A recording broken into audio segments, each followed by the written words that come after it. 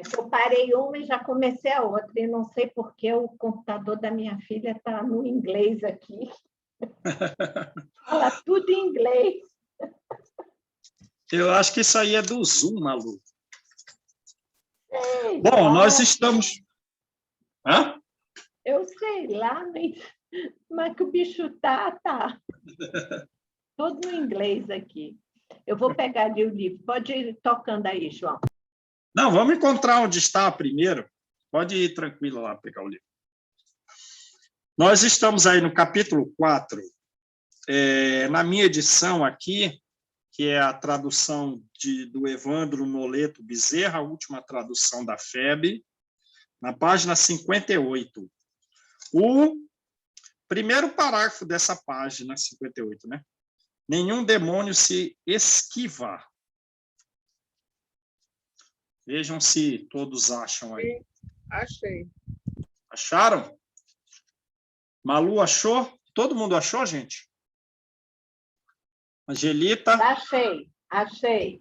Stefânia, Frânio, Rô, Paula? Não achei ainda. Vamos lá. Qual é a sua edição, Rô? Mostra aí para ver se alguém tem uma edição igual à sua, alguém que já tenha achado, que possa te ajudar. Ah, é do Evandro Noleto, né? O meu também, só que o meu é aquele grande, aquele volume grande. Alguém tem essa edição da Rô? Tem a minha página 81. 81?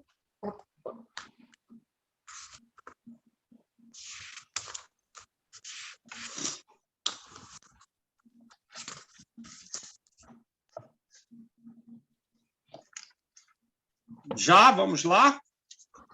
Vamos. Rô, conseguiu achar? Conseguiu? Tem mais alguém que ainda não achou? Ora, então estamos aqui nesse capítulo 4, né, que ele tem o que a gente já estudou neste capítulo 4 aqui a respeito do inferno. A gente estudou as intuições das penas futuras, e o homem sempre fez delas uma ideia do que ele próprio sofria em vida atual. Vimos a comparação entre o inferno cristão, o inferno depois de Cristo, depois da vinda do cristianismo, e o inferno pagão, antes de Cristo. Que o inferno cristão é uma cópia do inferno pagão. E que Jesus não pôde desfazer tanto essa ideia pela falta de conhecimento do homem, né, relativo às questões científicas, relativo à astronomia. O homem acreditava ainda a Terra como centro de tudo. Porém, o inferno cristão ainda piorou um pouco em relação ao inferno pagão, né? Aí nós falamos dos limbos, falamos dos quadros do inferno pagão, vimos principalmente quais eram as punições das pessoas que tinham algum grau de autoridade, além das punições dos homens comuns, que era a punição dada aos reis, que muitas vezes os reis tinham as punições não só dos próprios erros particulares, como dos erros cometidos pela coletividade, em função do que eles faziam ou do que deixavam fazer, ou até pela delegação da própria autoridade a terceiros, né? E agora nós estamos na descrição do inferno cristão, certo? Na descrição do inferno cristão, a ideia é que haverá sofrimentos físicos. E esse é o ponto principal que Allan Kardec quer rebater. Que todos os pais da igreja, ele traz a mensagem de Santo Agostinho, de que para Santo Agostinho era um sofrimento físico, porque depois do juízo final, todos vamos recuperar os próprios corpos físicos em que vivemos. Aqueles que se conduziram bem, estão em bom estado, receberão o mesmo corpo, porém mais resplandecente. E os que fizeram cometeram os equívocos, os erros, eles terão os mesmos corpos físicos, ainda com todas as deficiências físicas. Lembram? E esse é o ponto principal de que Kardec quer rebater. Então, vamos lá. E todo mundo achou, então, aí o ponto, né? Nenhum demônio se esquiva. Então, no outro ponto é o seguinte, Kardec diz, pelo amor de Deus, esses demônios estão super organizados. Há milênios e milênios e milênios, eles não falham na tarefa de punir as pessoas. São super obedientes, jamais deixam de executar a carnificina a que estão destinados. Quer dizer, eles são mais organizados como um grupo social do que os próprios espíritos superiores. Essa é a ideia desse parágrafo agora. Nenhum demônio se esquiva. Nenhum demônio se esquivará jamais do desempenho sinistro da sua tarefa. Eles são perfeitamente disciplinados. Eles são perfeitamente fiéis quanto à execução das vinganças, das vingativas ordens que receberam, das instruções de punição a aplicar. E aí, que acharam? Sem isso, aliás, que seria o inferno? Os condenados repousariam se os algozes discutissem. Quer dizer, os demônios nem discutem entre eles. Eles são tão disciplinados que eles não discutem entre eles, porque se eles discutissem, os condenados iam ter um momento de folga. Se os algozes, né, se os demônios discutissem, polemizassem ou se enfadassem. Não, me cansei, não quero mais fazer isso. Sabedoria kardeciana, né? Mas não, nada de repouso para uns e nada de disputa para os outros, nada de repouso para os condenados e nada de disputas para os demônios. Por piores que sejam esses demônios, e por maior que seja a sua quantidade desses demônios, milhões e milhões de demônios, eles se entendem todos. De um extremo a outro do abismo, todos eles se entendem. E jamais se viu sobre a terra súditos mais dóceis aos seus príncipes. Exércitos nunca se viu. Exércitos mais obedientes aos chefes. Comunidades monásticas, os monastérios, mais humildes e mais submissos aos seus superiores do que desses milhões e milhões de demônios que existem no inferno. Ninguém é mais humilde que eles.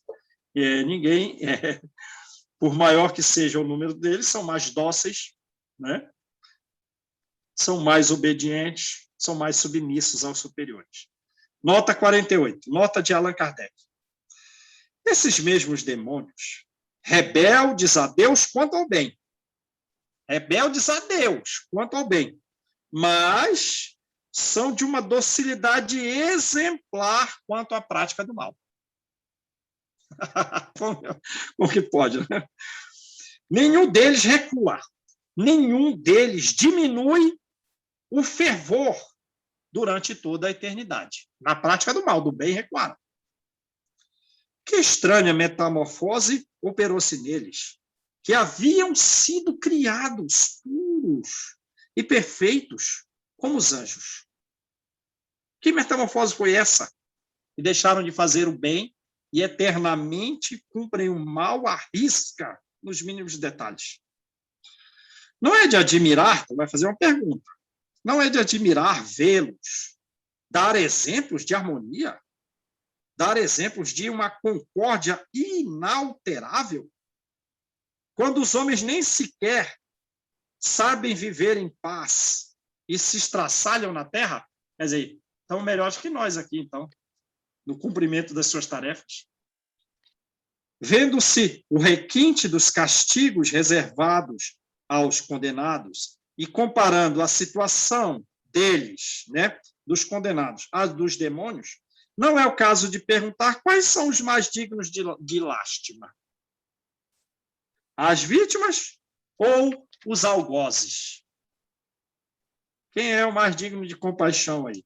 Os que estão lá sofrendo ou os que aplicam o mal de uma forma a não falhar jamais?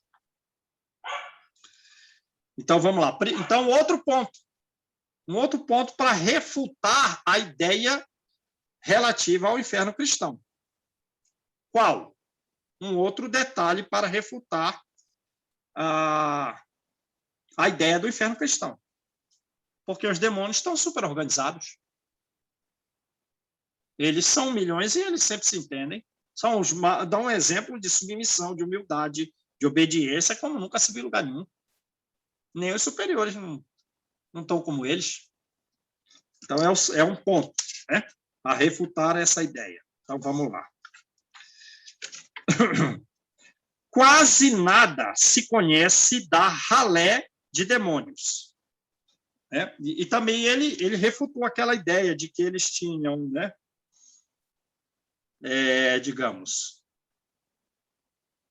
corpos, né, eram dragões, alguns usavam instrumentos humanos para punir, né?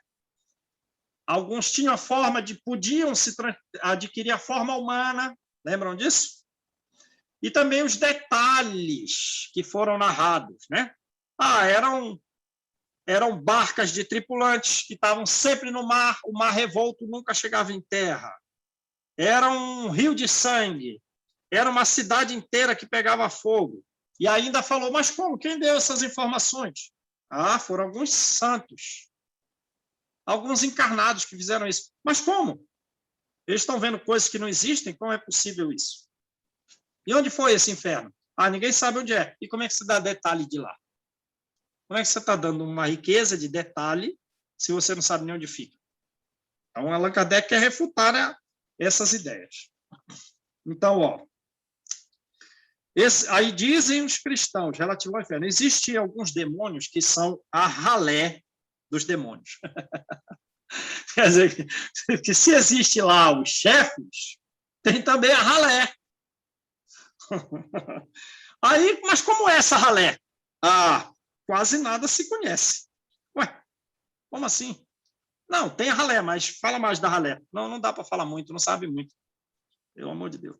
Desses vis espíritos que compõem as legiões de vampiros, quer dizer, de morcegos. São grupos grandes de morcegos, de sapos, de escorpiões, de corvos, de hidras. De hidra, né? Ele está falando dos animais cnidários, como a água-viva, se é um cnidário, ele tem uma capacidade urticante. Se encostar na pele, é igual a água-viva do mar, vai fazer coçar. Então, esse bicho veio do inferno. Como ele é capaz de né, nos sensibilizar a pele, nos ferir, causar uma urticária, é um bicho do mal. Salamandras e outros animais imundos que constituem a fauna das regiões infernais. Quer dizer, além dos demônios chefes, dos demônios obedientes, tem uma ralé ali. Que é essa ralé? São corvos, são escorpiões, são sapos, salamandras, morcegos, pelo amor de Deus. Conhece-se, porém, os nomes de muitos dos príncipes que comandam tais legiões. Então, estão vendo? Da ralé não se sabe muito. A ralé só se fala a forma. Agora, dos príncipes, se tem o nome. Está mais detalhado. Tem mais alguns detalhes sobre os chefes, os comandantes, né? Dos que obedecem e até mesmo da ralé de demônios. Então, vamos lá. Entre os quais Belfegor, o demônio da luxúria. Aí lembram do livro que a gente está lendo, Ação e Reação, estudando anteriormente o livro de Ação e Reação? Não era essa a ideia, esse clichê mental que a mulher carregava consigo? desse espírito, desse demônio da luxúria. E de onde ela tirou isso? Lendo livros que falavam a respeito de demônios. Se interessando por esses assuntos, que são divulgados até pela igreja, como diz o livro próprio Ação e Reação, para ganhar dinheiro através do exorcismo e das orações. A própria igreja aprovou livros. Não estamos condenando ninguém, porque talvez tenhamos sido nós em vida anterior, né? Certo? Então, beleza. E ainda, no livro Ação e Reação, falou que isso daqui é uma epidemia. Pessoas carregando nas suas mentes, né, uma espécie de auto-obsessão, uma ideia fixa vinculada a demônios. Então, Belfegor é o demônio da luxúria. Abaddon, ou Apolion, do homicídio. Beelzebu, dos desejos impuros. Ou senhor das moscas, responsáveis pela corrupção. Mamon, da avareza. Né? Ali, o dinheiro é meu. Mamon é o chefe da avareza. Moloque, Belial, Baal-Agard, Astarote, muitos outros, sem falar do seu chefe supremo, o sombrio arcanjo, que no céu se chamava Lúcifer e no inferno se chama Satanás. Então, beleza? Então, o que a gente viu até agora. Organização, humildade, submissão entre milhões de demônios. Da ralé tem uma ralé, mas só se sabe que é ralé, pela forma do corpo, que são como dos animais da terra, sim, os animais que são capazes de não ferir, vieram de nos causar qualquer mal, vieram do inferno. Né? E tem os chefes. Aí os chefes têm nomes. Sendo o maior deles, Satanás. Eis o resumo. Esse foi um resumo. Né? Eis, em resumo, a ideia que nos dão do inferno sob o ponto de vista de sua natureza física e também das penas físicas que aí sofrem. Compulsai os escritos dos pais da igreja e dos antigos doutores da igreja. Interrogai as lendas piedosas, né, que estão lá no Antigo Testamento. A serpente, né, citada lá na história de Adão e Eva, os salmos que falam lá de escorpiões, de leões, de cobras. Né? Observai as esculturas e os painéis das nossas igrejas. Né? Aí todo mundo lembra lá da igreja de Notre Dame, não tem aquelas gárgulas? Eu tenho uma fotografia aí, precisa mostrar ou não precisa mostrar? Das gárgulas da igreja de Notre Dame. Pode mostrar. Então, vamos. Vamos ver aqui como é que eu faço. Compartilhar. Compartilhar tela. Então, vamos ver aqui. Onde que está? Aqui. Aí. As gárgulas da igreja de Notre Dame. Então, ele está falando, olha, esse é um resumo do inferno conforme os cristãos. Mas você pode pegar, essa é a fonte. Pode pegar os pais da igreja, pode pegar os doutores da igreja, pode pegar o próprio Antigo Testamento. Observa a escultura, os painéis das nossas igrejas e atentai no que dizem dos púlpitos. E tereis ainda mais detalhes. Né? Lembra aí ó, uma hidra. Né? Quer dizer, é um animal que tem algumas pontas urticantes. Né? Esse daqui é um demônio do inferno pagão. Né? Aí, um hecatônquiro, 100 braços, 50 cabeças. Aí o deus Osíris, aí os demônios utilizavam vários instrumentos nossos para nos punir numa carnificina, num grau de obediência ideal, soprando, para aumentar o fogo, né? Soprando ar para aumentar o fogo. E outros instrumentos que a gente viu aí. Então, vamos lá. Como é que eu volto aqui? Acho que aqui. Aqui, beleza. Então, ele diz, aí Kardec disse, a gente deu só um resumo. Mas você pode ir atrás para saber ainda mais. O autor acompanha esse quadro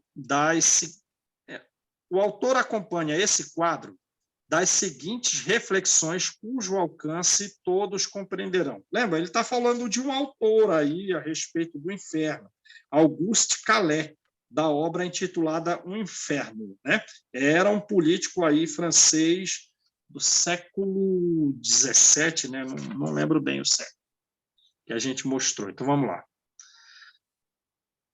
A ressurreição dos corpos é um milagre. Quer dizer, no dia do juízo final, os corpos físicos ressurgirão. Isso é um milagre, certo? Mas Deus faz ainda um segundo milagre. Qual? O segundo milagre, dando a esses corpos mortais, que estavam mortos, já uma vez usados pelas passageiras provas da vida, e já uma vez aniquilados, dando a esses corpos a virtude de subsistirem sem se dissolverem numa fornalha onde se volatizariam os próprios metais. Está entendendo o que o Kardec está trazendo aqui? Quer dizer, para que aconteça esse inferno, conforme creem os cristãos, Deus fez 2 milagres. Um é um milagre rápido.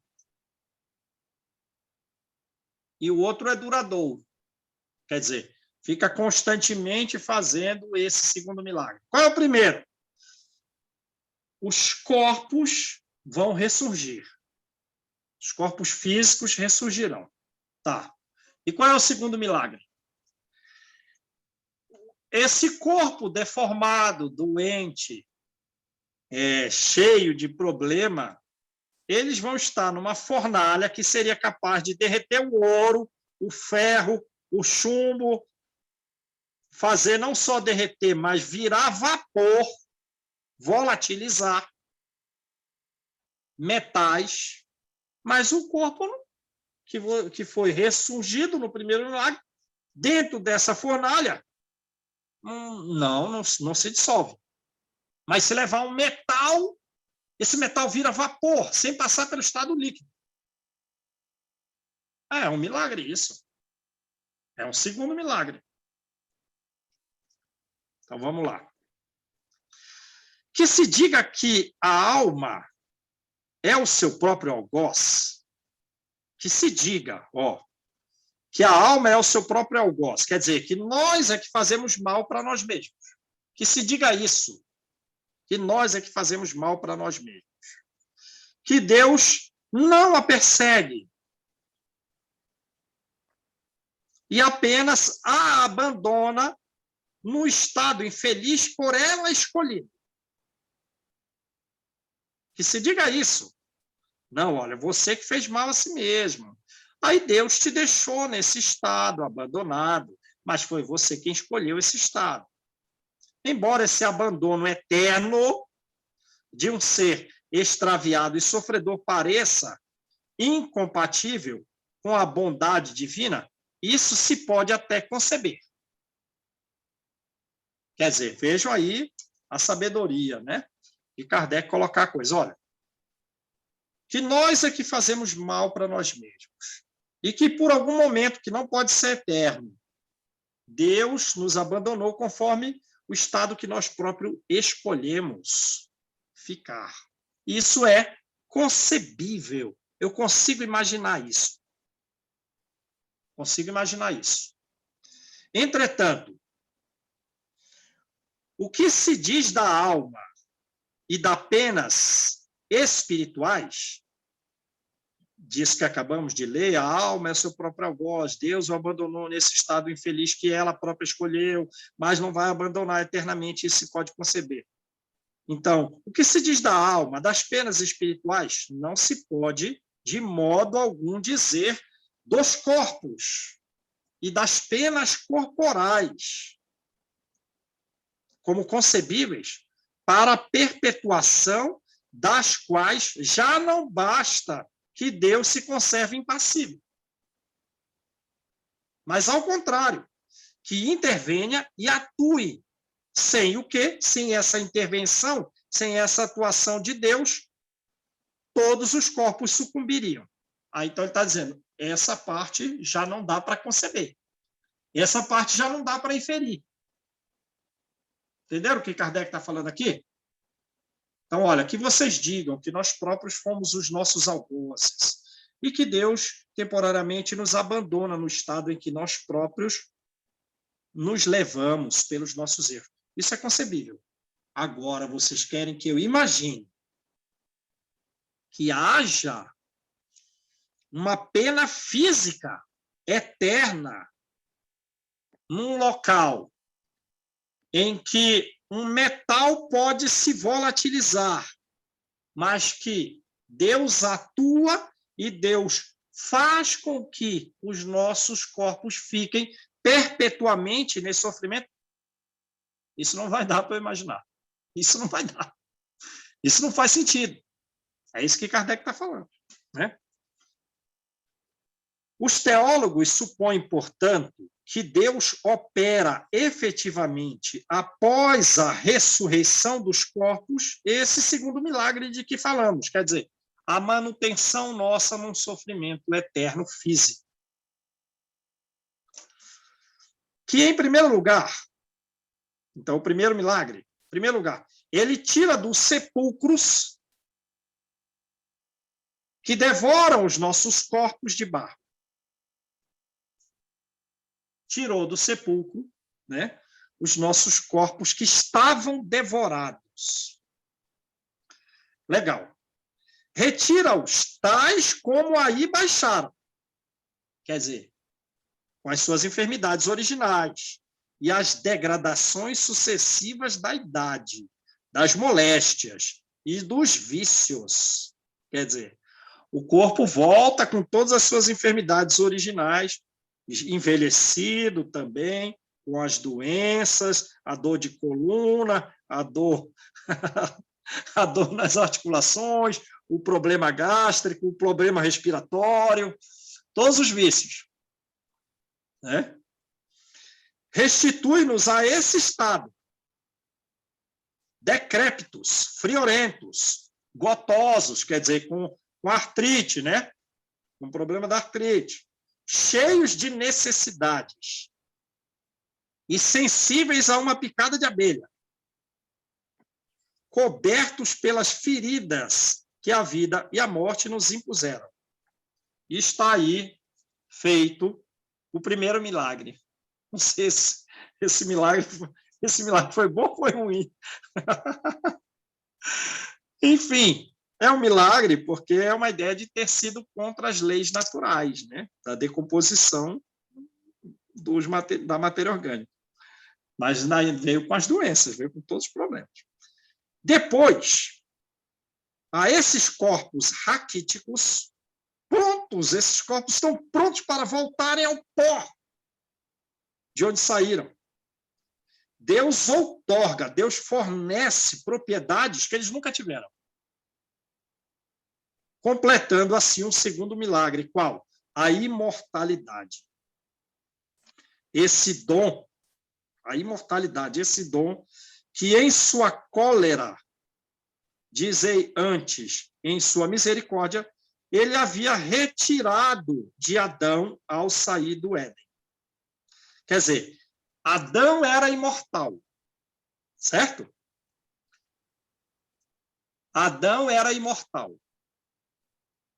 Mas Deus retirou dele a imortalidade, tornando-o mortal. Agora, para nós, no juízo final, vai fazer o oposto? Vai fazer o oposto do que fez com Adão. Para nós, nós estávamos mortos. E os corpos ressurgiram. E nos manteve imortais, porém, em estado decrépito. Estão entendendo o que Kardec está colocando aqui? Então, vamos lá. Adão, quando imortal, era invulnerável. E, deixando de ser invulnerável, tornou-se mortal. A morte seguia de perto a dor. Né? Então, podia sentir dor, podia morrer. Agora, para nós, não. A ressurreição nos restabelece. Pois, a ressurreição não nos restabelece, pois, nem as condições físicas do homem inocente, nem nas do culpado, senão antes uma ressurreição do quê? Uma ressurreição das nossas misérias, mas com acréscimo de misérias novas, infinitamente mais horrorosas. Infinitamente mais horrorosas. Ora, é, de algum modo, uma verdadeira criação. E a mais maliciosa que a imaginação, porventura, ousou conceber.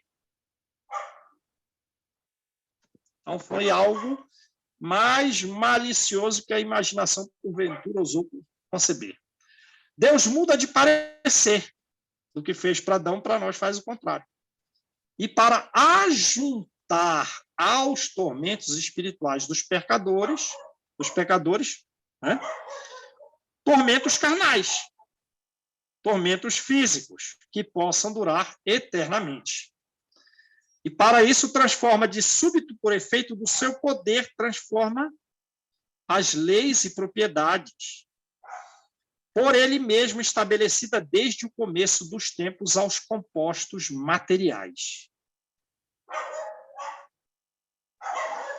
Ressuscita carnes enfermas e corrompidas, e, reunindo por um nó indestrutível esses elementos que tendem por si mesmos a separar-se, e aí que está o segundo milagre, porque ele está contrário às próprias leis da natureza, mantém e perpetua contra a ordem natural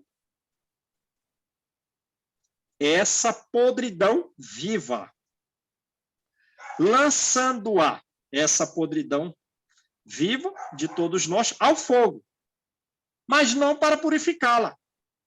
Para que então? Para conservá-la tal qual é, sensível, sofredora, em chamas, horrível, e tal como a quer, imortal.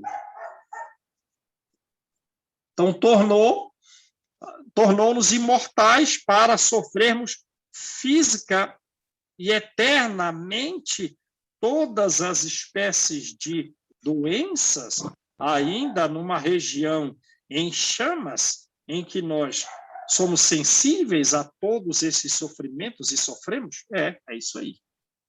E ainda pode chamar isso de milagre de Deus? ainda vai chamar isso de milagre de Deus? Né? O umbral parece muito mais um lugar assim menos terrível do que isso daí. Meu Deus.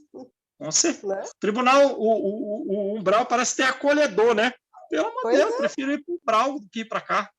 Eu não quero ser ressuscitado. Né? Meu Deus. Senhor. Então, será Kardec... que por isso todas as pessoas têm medo de desencarnar, né, João? Tem o medo da morte, porque lê tudo isso, pensa nesses infernos, então não vê outra perspectiva, né? Kardec nos trouxe outra perspectiva. Sim. E mesmo assim tem as dificuldades. Sim, Que é o capítulo 3, né? Que é o capítulo 3, o medo da morte. E aí fala exatamente o que você disse, Cida, que esse quadro, né, que a gente imagina do futuro, né, todos esses sofrimentos fazem com que fique majorado o medo de morrer.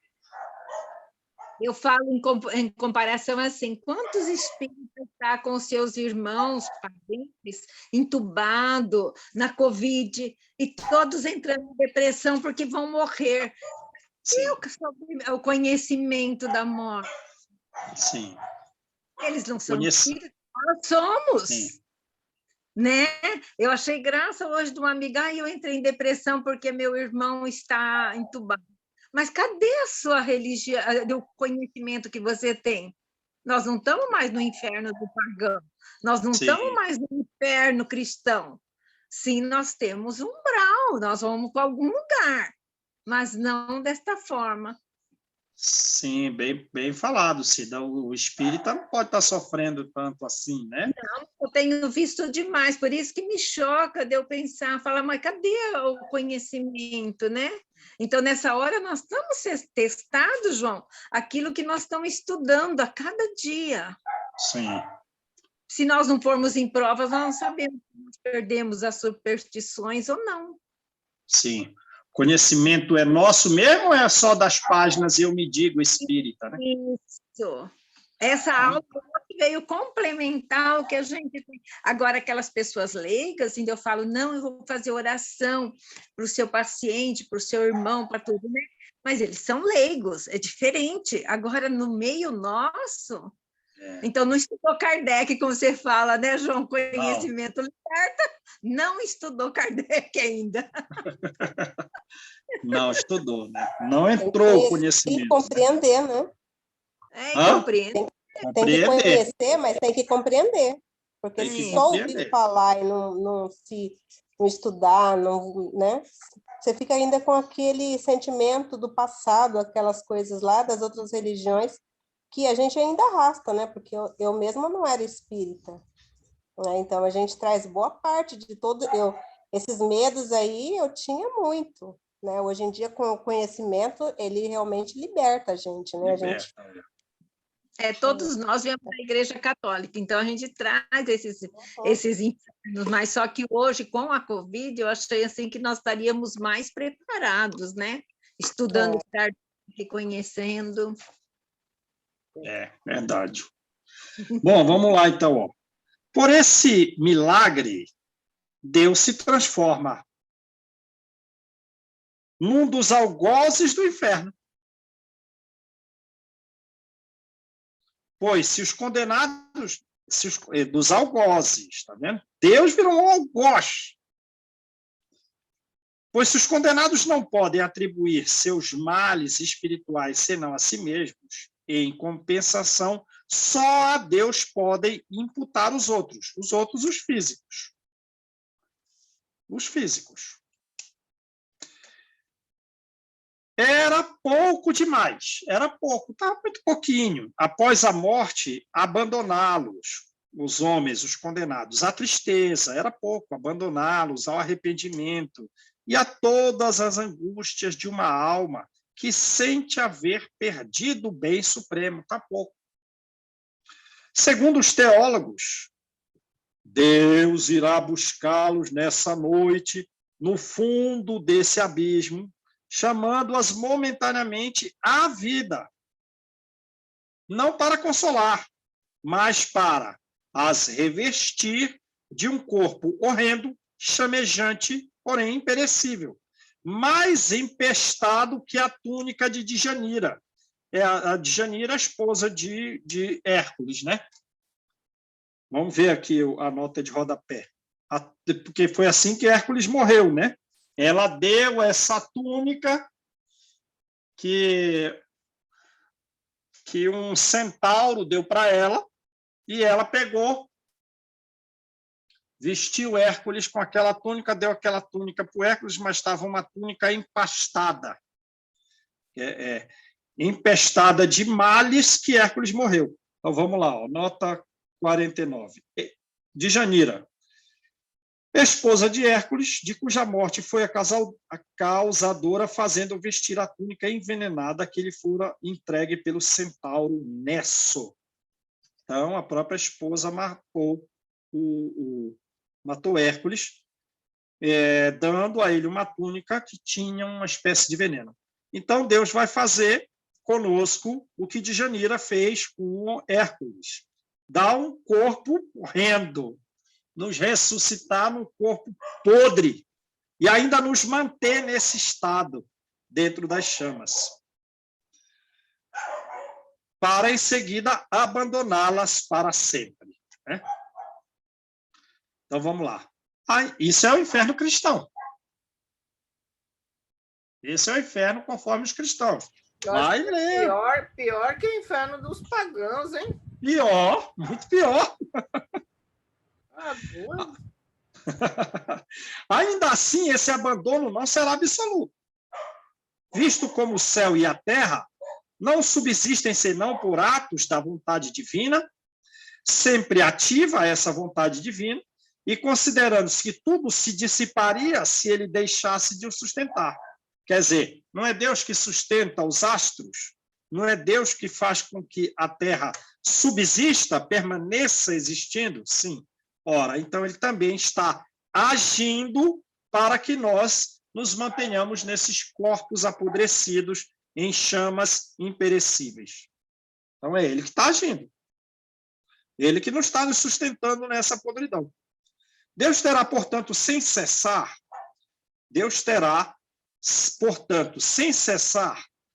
esses condenados à mão, para impedir que o fogo se extinga em seus corpos, para impedir que eles sejam consumidos, que esse fogo os consuma, querendo que contribuam perenemente para os seus suplícios eternos, para a edificação dos escolhidos. O que acharam? Aí, agora... Misericórdia. Esse é o inferno, conforme agora que a Marta falou aí, ó. Tá pior que os pagãos. Bem pior. Bom, dissemos, e com razão, que o inferno dos cristãos havia superado o dos pagãos. De fato, no Tártaro, inferno pagão, vêm-se os culpados, torturados. Mas torturados pelo quê? Pelo remorso. Torturado ante as suas vítimas, pelos seus crimes. Como eles estão? Acabrunhados por aqueles que espezinharam na vida terrestre. Quer dizer, ainda tem algum contato. Aqueles que você espezinharam, agora eles te acabrunham.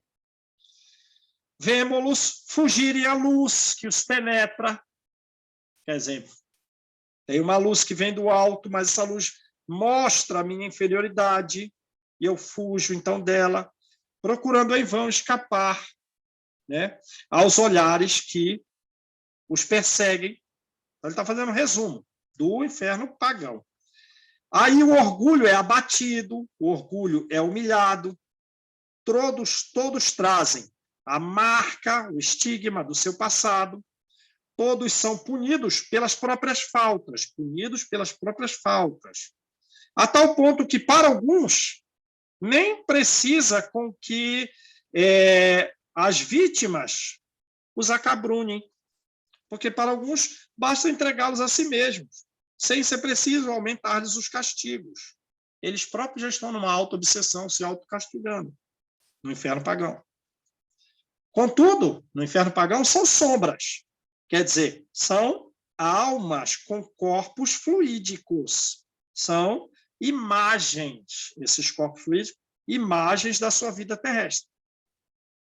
Lá não se vê, no inferno pagão, os homens retornarem ao corpo físico, ao corpo carnal, para sofrerem materialmente. Nem se vê o fogo. Tem o fogo, mas ninguém falou que o fogo penetra-lhes a pele, satura-lhes até a medula dos ossos. Isso é do inferno cristão. Tampouco se vê o requinte de torturas que constituem o fundo do inferno cristão. Aí, no fundo do inferno cristão, a gente viu todos aqueles detalhes das circunstâncias, o frio, o fogo, cidade pegando fogo, barcos, né, montanhas, florestas que uivam, e ainda os demônios de todos os tipos, com corpos de animais, outros são da ralé dos demônios, outros são aplicando em nós os próprios instrumentos de tortura que nós tínhamos aqui. Né? Não se vê os requintes de tortura que constituem o fundo do inferno cristão. Até ele falou aqui atrás, não, ó, deixa ele aí, ele mesmo vai se castigar, basta entregá-lo a si mesmo. Aqui não, requinte. No inferno pagão tinha alguns juízes inflexíveis, mas eram justos. Olha, inflexível. Não tem amor, mas eram justos. O que eles proferiram eram sentenças sábias, sentenças impressionantes de sabedoria, justos, mas sem compaixão, inflexíveis. Proferem a sentença de acordo com o delito. O delito foi esse, a sentença é essa. Justa. Ao passo que, no império de Satã, portanto, no inferno cristão, todos são confundidos na mesma tortura. Não, mas eu fiz pouca coisa, não. É a mesma tortura. Com a materialidade por base, quer dizer, não, e ainda o tormento é físico. E banida toda e qualquer equidade, qualquer equilíbrio, igualdade. Não, não tem igualdade. Vai ser sofrimento igual, independentemente do que se tenha feito. Hoje, não se nega a existência no próprio seio da igreja de muitos homens sensatos que não admitem essas coisas à risca. Quer dizer, dentro da própria igreja, alguns que têm mais sensatez, não, isso não faz sentido. Não. Não faz sentido, não.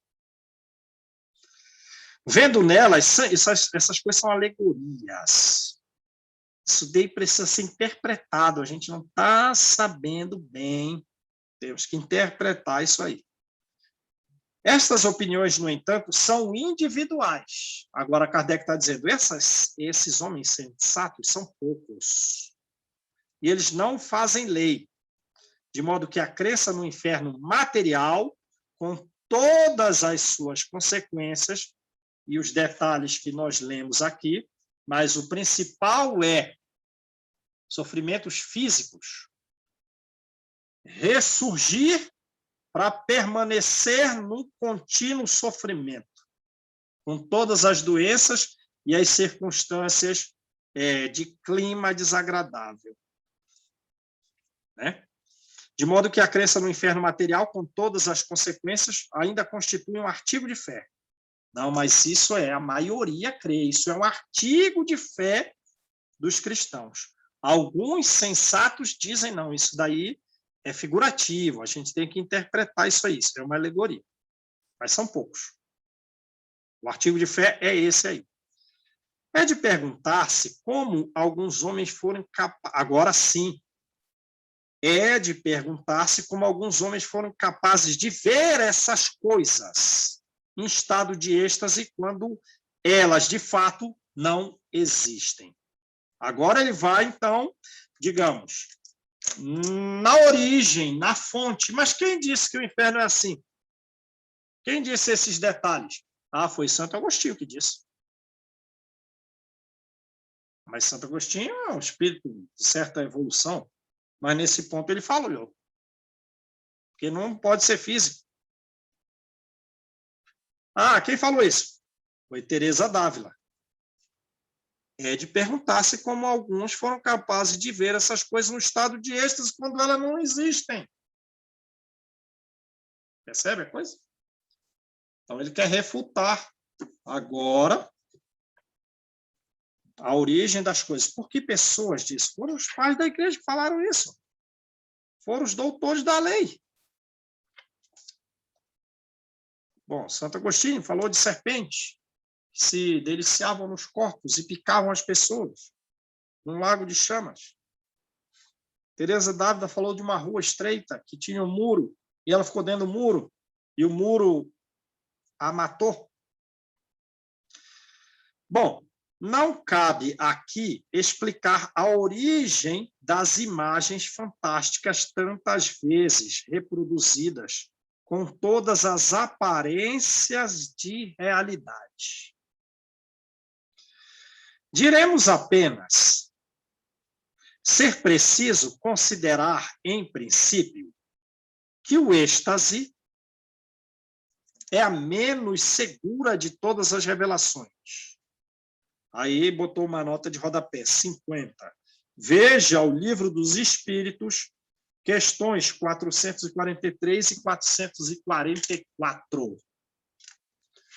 Livro dos Espíritos, questão 443, 444. Questão 443.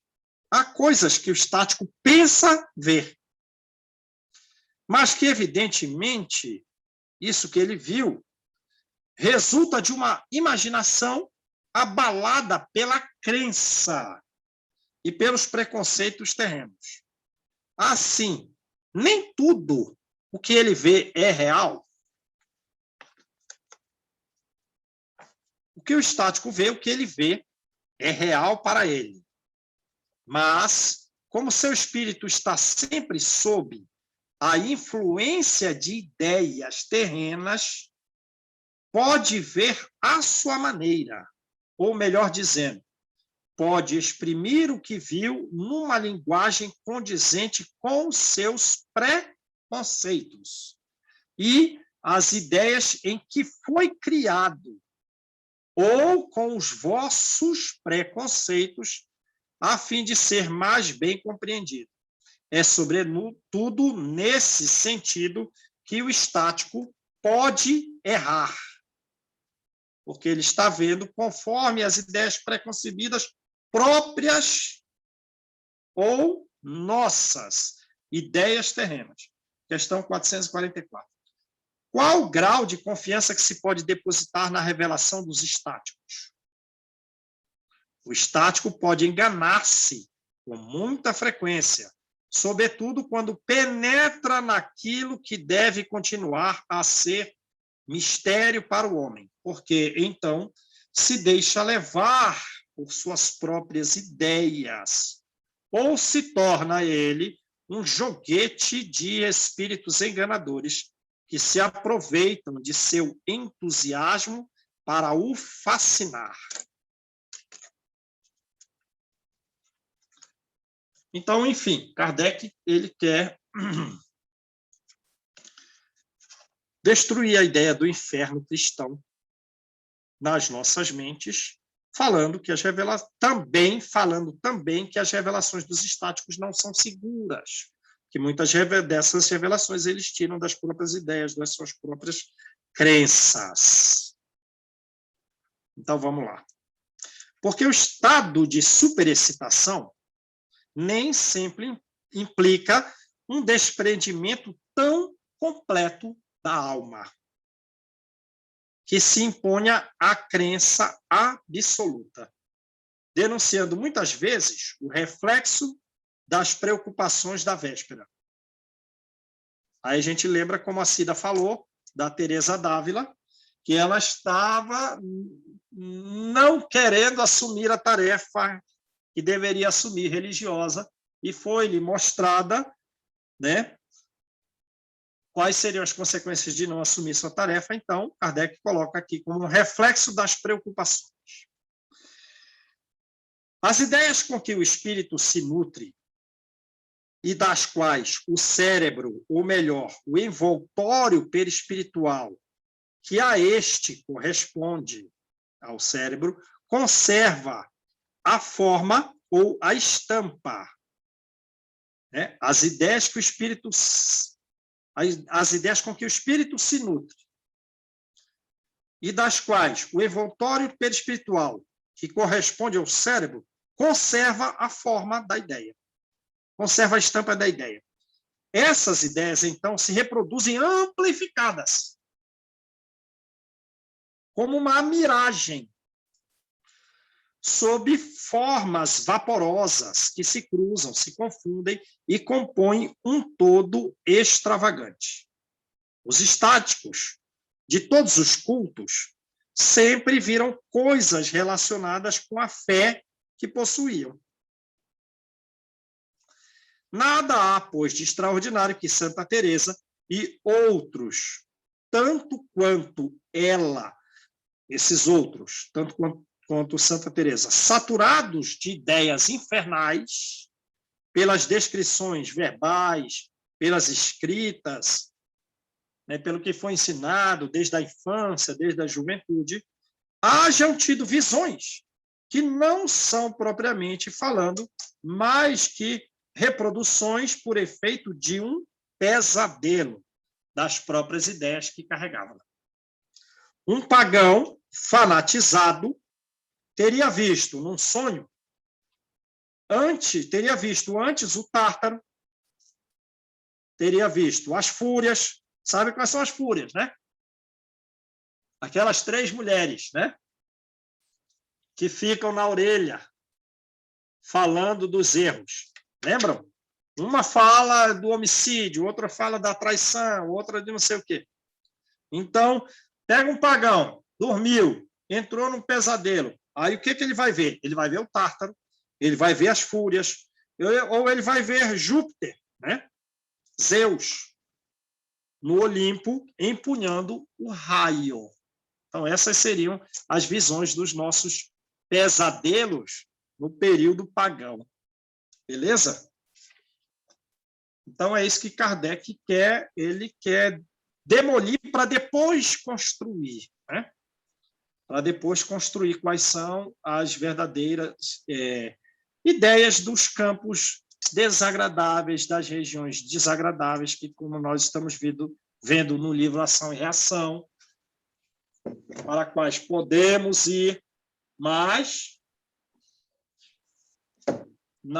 o ponto principal, não há sofrimentos físicos. Porém, como a gente viu no próprio livro Ação e Reação, mesmo sendo sofrimentos perispirituais, né, recordações mentais, não são menos dolorosos. Lembra? Mas a gente está trazendo algo além da lição necessária de Kardec de destruir a ideia um tanto mitológica, ainda mitológica, do inferno cristão. Muito bem. Eu me lembro que, quando criança, a ameaça era do diabo, aquele diabo vermelho de chifre e rabo, com um garfo para espetar, e que Deus sempre ia castigar, que olha que Deus castiga, olha, toma cuidado, Deus castiga. Então, a gente cresce com aquele temor, aquele medo de Deus, né? E aquela ideia do inferno, onde você vai sofrer as penas eternas. É terrível isso. Terrível. Penas eternas e físicas ainda, né? Kardec realmente, nesse capítulo, demoliu com a lógica completa, né, essas ideias um tanto mitológicas que a gente fazia do inferno. Verdade. Muito claro. Pena que grande parte da população do mundo ainda acredita nisso. Tudo isso aqui. Carregando uma epidemia com relação à ideia de demônios. Na minha terra, Marta, é o seguinte, a gente tinha medo era do peixeiro.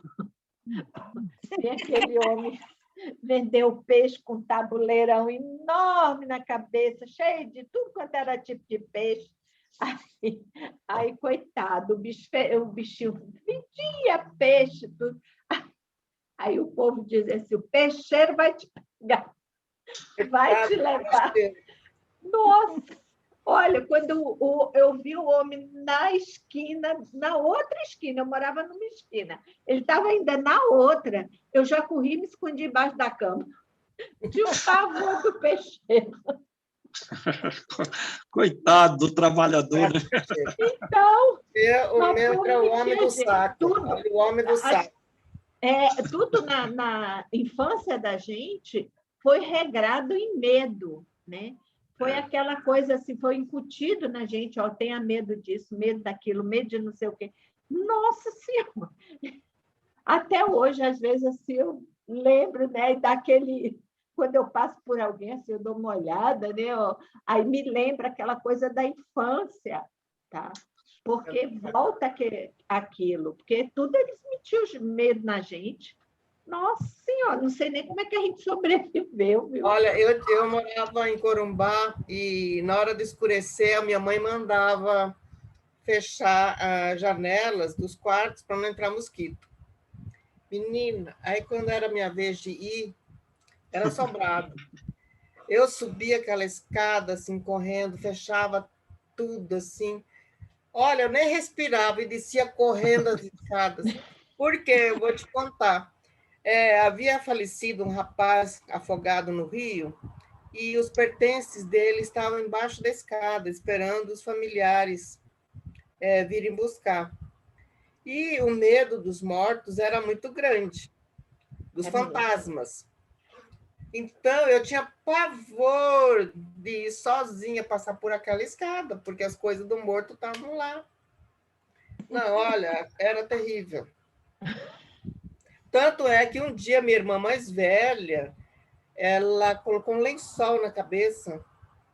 E quando eu cheguei a desmaiar, porque, olha, Deus me livre.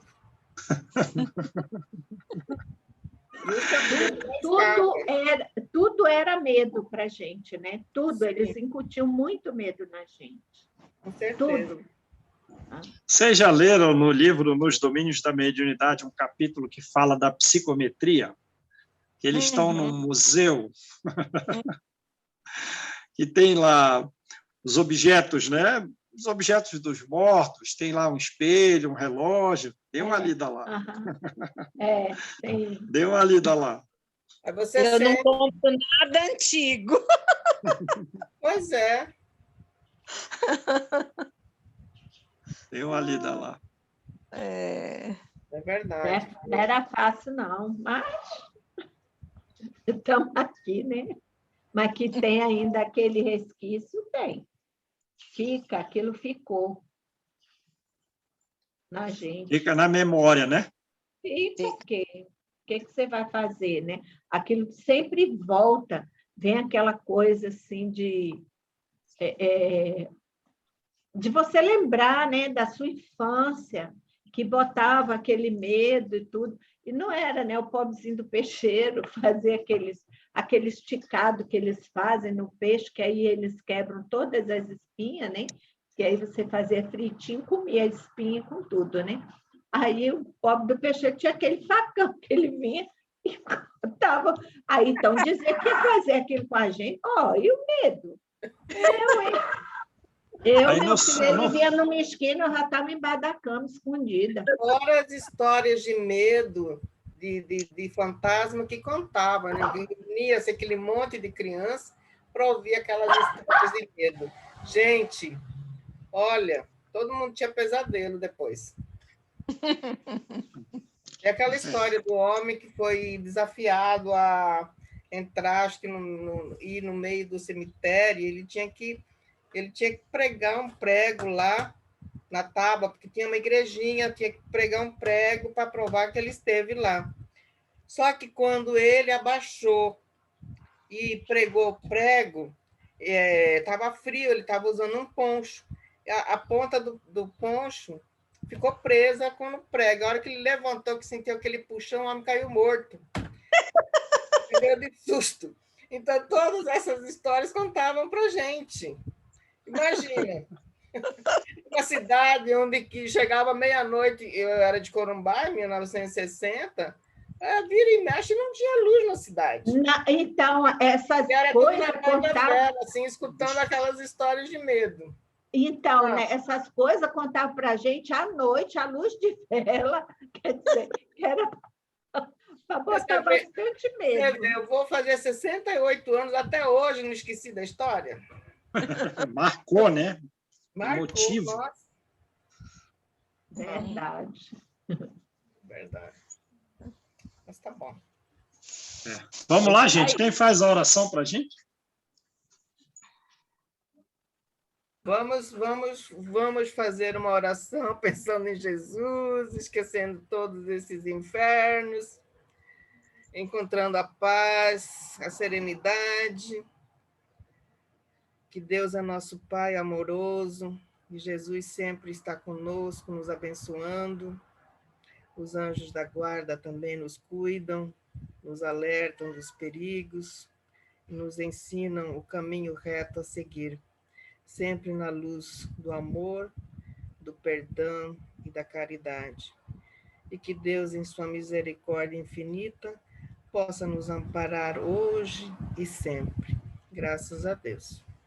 Graças a Deus. Graças a Deus. Marta, qual é o seu telefone do WhatsApp para mim passar para você? Oi?